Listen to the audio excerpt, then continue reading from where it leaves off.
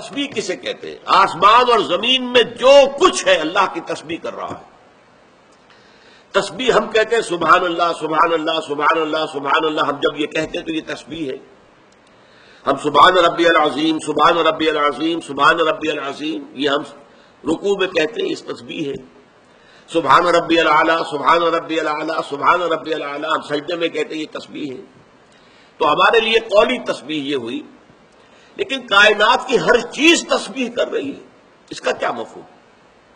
اگرچہ سورہ تغابن کے ضمن میں یہ چیزیں بیان کر چکا ہوں، لیکن پھر اس کی بعد اہم پہلو جو ہے نمایاں طور پر پھر ان کو دوبارہ ذہن میں تازہ کیجیے۔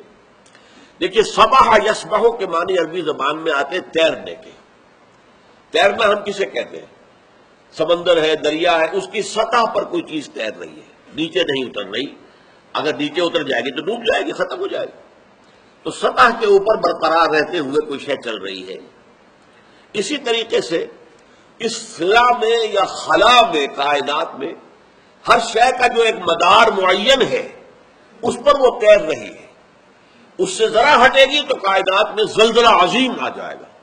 اس لیے کہ آپ کو آج تو معلوم ہے سائنس کے اعتبار سے کہ ان کے درمیان جو کشش ثقل ہے اور وہ جو ایک دوسرے کو یہ کھینچے ہوئے ہیں، تو اس کا ایسا بیلنس ہے کہ جس کی وجہ سے یہ نظام اپنی جگہ پر قائم ہے۔ اور یہ بیلنس فاصلوں کے حساب سے، ذرا سا فاصلہ کم ہو جائے دو کروں کے درمیان تو وہ ایک کرہ جو ہے بڑا وہ چھوٹے کو کھینچ لے گا، دھس جائے گا۔ جیسے سورہ قیامہ میں ہم پڑھ چکے ہیں وَجُمِعَ الشَّمْسُ وَالْقَمَرُ، جب وہ الساعہ وہ گھڑی آئے گی قیامت کی تو چاند اور سورج جو علیحدہ علیحدہ یکجا ہو جائیں گے، بلکہ چاند سورج میں دھس جائے گا، سورج جو ہے چاند کو کھینچ لے گا۔ لیکن یہ کہ اگر ہر شے اپنے مدار کے اوپر تیر رہی ہے تو یہ ہے اس وقت کی کیفیت کے جو نارمل ہے۔ تو گویا کہ کسی شے کا اپنی سطح کو برقرار رکھنا، سبح یسبح۔ اب اس سے بنے گا فعل متعدی، سبح یسبح، کسی شے کو، کسی ہستی کو اس کی سطح پر برقرار رکھنا۔ یہ ہے اللہ کی تسبیح، کہ اللہ کو اس مقام پہ اپنے ذہن میں رکھا جائے کہ وہ ہر ضعف سے، ہر کوتاہی سے، ہر احتیاج سے، ہر کمی سے، ہر عیب سے پاک ہے، منزہ ہے، اعلیٰ ہے، عرفہ ہے، مبرہ ہے۔ یہ ہے تسبیح۔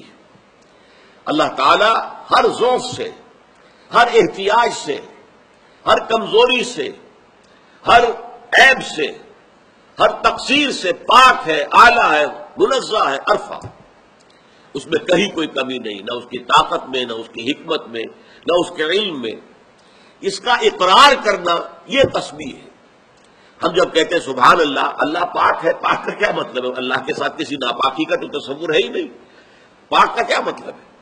وہ کمزوریوں سے پاک ہے، وہ احتیاج سے پاک ہے، وہ ضعف سے پاک ہے، وہ تمام عیوب سے پاک ہے، ہر اعتبار سے ایک ہستی کامل ہے۔ اچھا، یہ تسبیح بھی اب دو طرح سے ہو سکتی ہے۔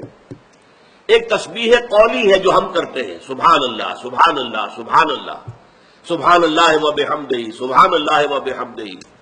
چنانچہ بخاری شریف کی جو آخری روایت ہے وہ کیا ہے؟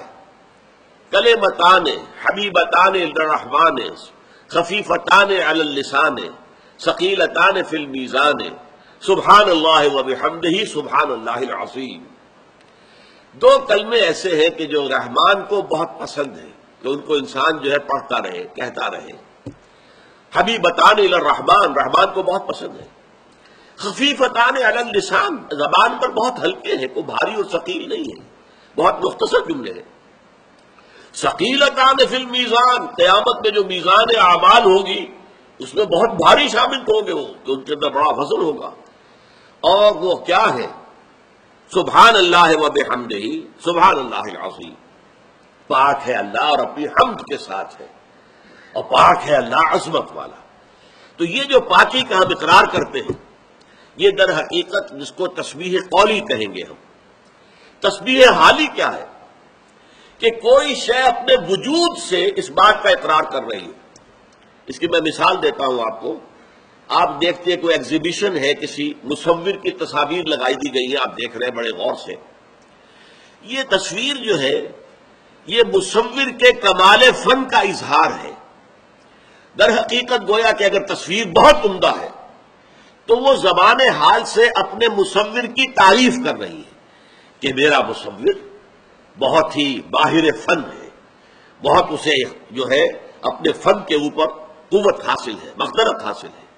تو یہ گویا کہ پوری کائنات جو ہے، جو اللہ تعالیٰ کی تخلیق ہے، اللہ کی مصوری ہے جو تم دیکھ رہے ہو، یہ کس نے بنائے ہیں؟ پھول، یہ پھول پتے، یہ درخت، یہ شجر و حجر، یہ کائنات، یہ سیارے، یہ ستارے، یہ گیلیکسیز کس نے بنائی؟